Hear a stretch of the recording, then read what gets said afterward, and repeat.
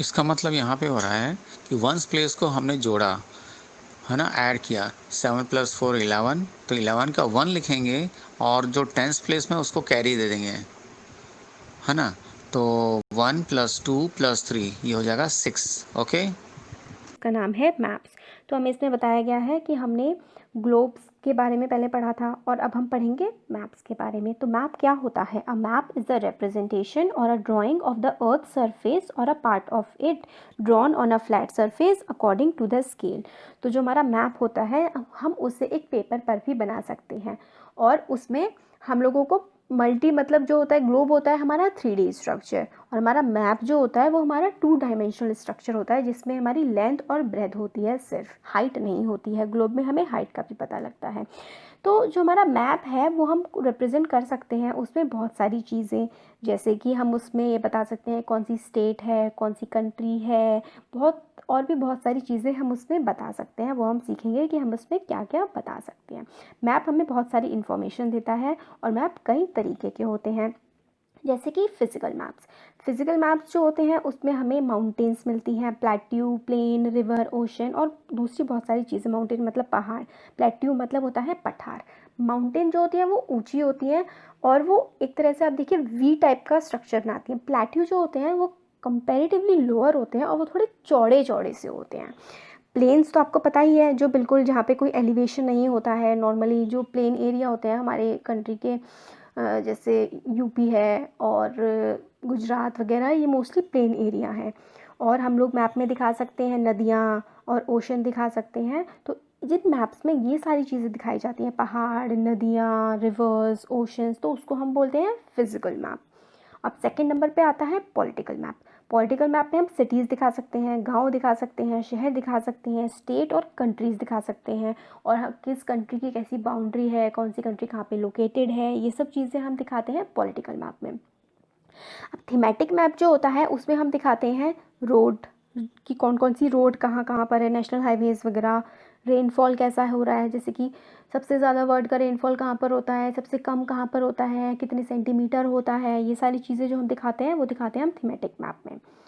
तो और भी बहुत सारी चीज़ें दिखाते हैं, जैसे फॉरेस्ट, कितना फॉरेस्ट है कहाँ पर, मतलब कितना जंगल है, कौन सी इंडस्ट्री है, सीमेंट इंडस्ट्री कहाँ है और स्टील इंडस्ट्री कहाँ है, ये सारी चीज़ें जो हैं ये हम दिखाते हैं थीमेटिक मैप्स में।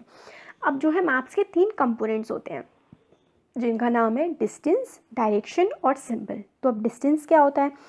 आप एक ड्राइंग बनाइए, ठीक है, उसमें आप 3 सेंटीमीटर की लाइन बनाइए।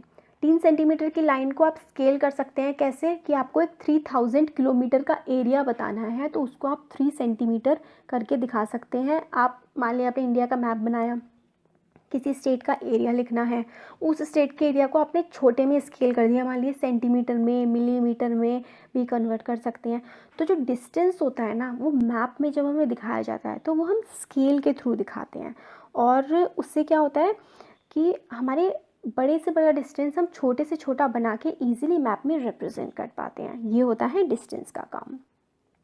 अब डायरेक्शन, डायरेक्शन क्या होती है? 4 कार्डिनल डायरेक्शन होती हैं। कौन कौन सी होती है? East, west, north, south. तो हम वो मैप्स में कैसे रिप्रेजेंट करते हैं? हम मैप्स में सिंबल बनाते हैं और कौन सी शहर नॉर्थ डायरेक्शन में है तो हम उस पर नॉर्थ से शो करते हैं, कौन सा साउथ में है वो साउथ में, ईस्ट और वेस्ट। ये हमारी 4 मेजर डायरेक्शन होती हैं और इससे हम मैप में यूज़ कर सकते हैं। उनको हम 4 कार्डिनल पॉइंट्स भी बोलते हैं। और हम लोग के अदर इंटरमीडिएट डायरेक्शन कौन सी होती है? इंटरमीडिएट डायरेक्शन देखिए जैसे इस वाली फिगर में है, ये ऊपर नॉर्थ, नीचे साउथ, इधर ईस्ट, राइट में ईस्ट और लेफ्ट साइड में हमारा वेस्ट है। नॉर्थ और ईस्ट के बीच में नॉर्थ ईस्ट आ रहा है, नॉर्थ और वेस्ट के बीच में नॉर्थ वेस्ट आ रहा है, वेस्ट साउथ के बीच में साउथ वेस्ट और साउथ और ईस्ट के बीच में साउथ ईस्ट। ये जो होती हैं हमारी, इनको हम लोग बोलते हैं इंटरमीडिएट डायरेक्शंस। ये भी हमारी बहुत ज़्यादा हेल्प करती हैं ये बताने में कि कौन सी जगह किस डायरेक्शन में है। और हम लोगों को कंपास, कंपास का मतलब आपको पता है? कंपास जैसे कि मान लिए पहले बहुत ज़्यादा यूज़ होता था, जब अभी भी यूज़ होता है, जब जो सेलर्स होते थे वो कहीं कहीं रास्ते पे जा रहे होते थे तो ओशन ही ओशन होता है, हर तरफ पानी पानी होता है, तो डायरेक्शन हम लोग कंपास की हेल्प से पता लगाया करते थे। और इसमें बताया गया है कंपास क्या है? It is an instrument use to find out main directions. It is a magnetic needle always points towards north south. और जो उसमें कंपास में एक मैग्नेटिक नीडल होती है लगी हुई जो हमेशा नॉर्थ साउथ डायरेक्शन में दिखाती है। अब आता है सिम्बल्स। सिम्बल्स क्या होते हैं? It is a third important component of map. It is not possible to draw on a map the actual size, shape of different features such as buildings, roads, bridges, trees, river lines और wells. मतलब हमेशा बिल्कुल सही size और shape map पे दिखा पाना possible नहीं होता, क्योंकि चीज़ें तो बहुत बड़ी होती हैं। तो हम लोग बड़ी चीज़ों को छोटे वे में दिखाने के लिए सिम्बल्स का यूज़ करते हैं।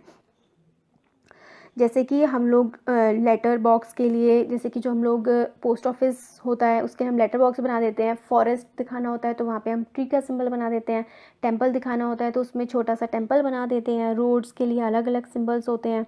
तो हर चीज़ के लिए हम लोगों ने अलग अलग सिंबल्स डिफाइन किए गए हैं। Maps have a universal language that can be understood by all. These are international agreements regarding the use of these symbols. These are called conventional symbols. तो कुछ conventional symbols हैं जिनके लिए इंटरनेशनल एग्रीमेंट है कि हाँ भाई, हम अगर आपके मैप में ये सिंबल है तो हम समझ जाएंगे ये किसका है। जैसे रेलवे स्टेशन के लिए हमें सिंबल बता रखा है। रोड्स के लिए मेटल रोड वो होती हैं जो पक्की रोडें होती हैं, जिसमें जो आसानी से टूटती नहीं है, जिसमें अच्छा कंस्ट्रक्शन मटेरियल यूज़ होता है। अनमेटल रोड जो होती हैं जो कच्ची मिट्टी की रोड्स होती हैं। इंटरनेशनल बाउंड्री हम ऐसे बनाते हैं। इंटरनेशनल का मतलब होता है जो दो अलग अलग कंट्रीज़ के बीच में बाउंड्री होती है। जैसे इंडिया और नेपाल के बीच में जो बाउंड्री होगी वो ऐसे लाइन डॉट से दिखाएंगे। दो स्टेट्स की बाउंड्री, जैसे कि उत्तराखंड और यूपी के बीच में जो बाउंड्री होगी उसको हम, ये जो सेकंड नंबर पे है इसकी तरह दिखाएंगे। डिस्ट्रिक्ट होगी, स्टेट में कई डिस्ट्रिक्ट्स होती हैं, उसको हम डैश डैश डैश लाइन से दिखाएंगे। रिवर को ऐसे। तो मतलब ये डिफाइंड सिम्बल्स हैं कि इन सिम्बल्स का यूज़ करके हम मैप में बता सकते हैं कि कौन सी चीज़ किस जगह पर लोकेटेड है। Various colors are used for same purpose. For example, generally blue is used for showing water. हम लोग generally blue use करते हैं water के लिए। ब्राउन यूज़ करते हैं हम माउंटेन्स के लिए। येलो यूज़ करते हैं प्लेट्यू के लिए। और ग्रीन यूज़ करते हैं हम लोग प्लेन एरिया को दिखाने के लिए। देखिए हमें मैप बताया गया है कि इसमें ये देखिए रोड जा रही है, यहाँ से रिवर जा रही है, यहाँ पे ट्रीज़ हैं, घर हैं, स्कूल, टेंपल, ये सब चीज़ें हम लोग मैप में बना के लोकेट कर सकते हैं। देखिए डायरेक्शन भी दिखा रखी है, नॉर्थ, फिर यहाँ पे पोस्ट ऑफिस, चर्च वगैरह सारी चीज़ें बता सकते हैं। अब स्केच क्या होता है? A sketch is a drawing mainly based on memory and spot observation and not to scale. Sometimes a rough drawing is required of an area to tell whether a particular place is located with respect to other places. अब sketch जो होता है वो memory based होता है। मतलब इसमें हम लोग कोई स्केल नहीं बनाते हैं। जो हम मैप बनाते हैं ना उसमें हम स्केलिंग करते हैं। सपोज 1000 किलोमीटर के लिए हमने 1 मीटर की लाइन बना दी है और वो रिप्रेजेंट करती है एक 1000 किलोमीटर को, और उसके ही बेसिस पे हम बिल्कुल सेट पैटर्न में मैप्स ड्रॉ करते हैं। मगर जो स्केच होता है वो रफ होता है। एग्जैक्टली ज़रूरी नहीं है वैसा का वैसा ही हो जैसा रियलिटी में एग्जिस्ट करता है। जैसे कि suppose your friend may make a rough drawing to show the way to his house. Such a rough drawing is drawn without scale is called a sketch map. तो जिसमें स्केलिंग नहीं की जाती है जिस मैप में, उसको हम बोलते हैं स्केच मैप। अब एक प्लान क्या होता है? A plan is a drawing of a small area on a large scale. A large scale map gives a lot of information, but there are certain things which we may sometimes want to know. For example, length, breadth of room, etc. ये सब चीज़ें। तो plan में क्या होता है कि हम लोग एक छोटी सी ड्राइंग बना लेते हैं किसी छोटे एरिया की एक बड़े स्केल पे। उसमें क्या होता है, प्लान में हमें बहुत सारी इन्फॉर्मेशन देते हैं। सपोज़ हमें एक कमरे की ही इन्फॉर्मेशन देनी है तो हम उसकी एक एक चीज़ बताएंगे।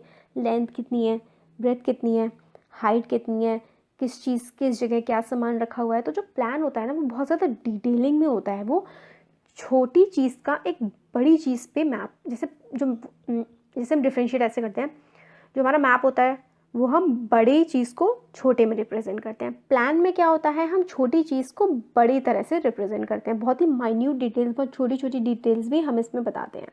तो हमारा चैप्टर